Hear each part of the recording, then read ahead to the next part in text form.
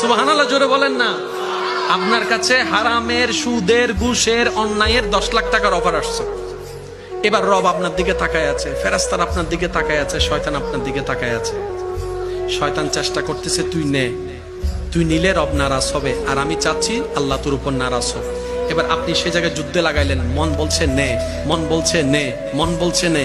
আপনি বললেন আমি নিব না, হাত বাঁধি ফেলাইছি।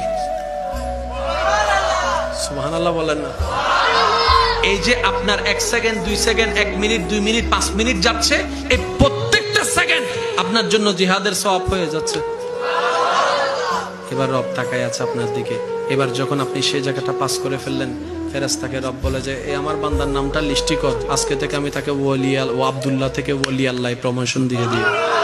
এবার যখন প্রমোশন দিয়ে দিয়েছে, আপনার বেনিফিটটা কি দেখেন। শয়তান আপনার দেহের ভিতরে যে জায়গায় প্রভাব